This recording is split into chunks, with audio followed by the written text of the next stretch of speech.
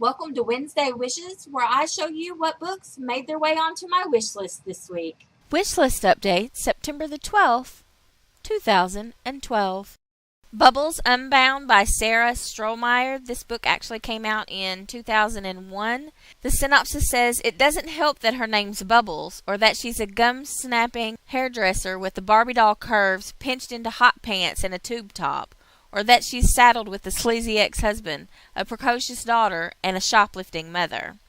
What can a beautician do to add new highlights to her image? Well, for starters, trip over a corpse and implicate a wealthy town socialite in the crime. Now, with a well-muscled photographer by her side, Bubbles is playing star sleuth. But as the investigation unravels, her shining moment grows as dark as a shop girl's roots.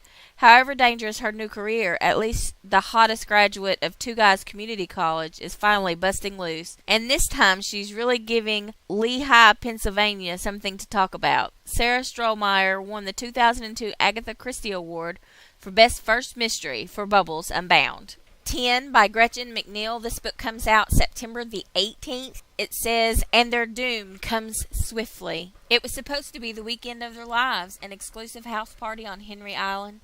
Best friends Meg and Minnie each have their reasons for being there, which involves TJ, the school's most eligible bachelor, and look forward to 3 glorious days of boys, booze, and fun-filled luxury. But what they expect is definitely not when they get, and what starts out as fun turns dark and twisted after the discovery of a DVD with a sinister message. Vengeance is mine. Suddenly people are dying, and with a storm raging, the teens are cut off from the outside world. No electricity, no phones, no internet, and a ferry that isn't scheduled to return for 2 days.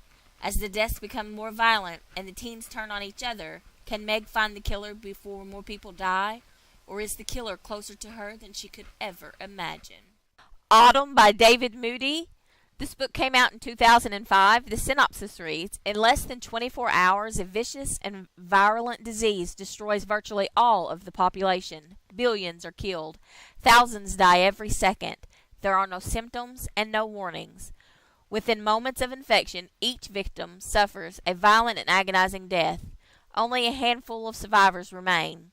By the end of the first day, those survivors wish they were dead. Then the disease strikes again, and all hell breaks loose.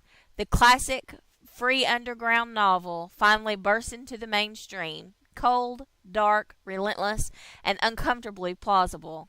A Night of the Living Dead for the 21st century. The Name of the Wind by Patrick Rothfuss.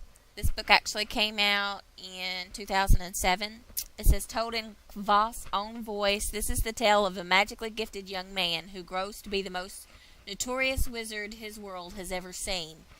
The intimate narrative of his childhood in a trope of traveling players, his years spent as a near-feral orphan in a crime-ridden city, his daringly brazen yet successful bid to enter a legendary school of magic, and his life as a fugitive after the murdering of a king from a gripping coming-of-age story unrivaled in recent literature.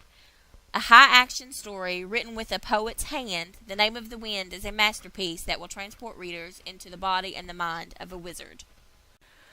Alright, you guys, that's it for my wishlist update post for this weekend. I'm going to leave this open for video responses. If you do one, feel free to link it up if you want to. I hope you saw something interesting, or I hope you saw something that's stick on your wish list this week, or shoot, who knows, maybe even go and order it. Anyway, that's it from me. Thanks for watching. See ya.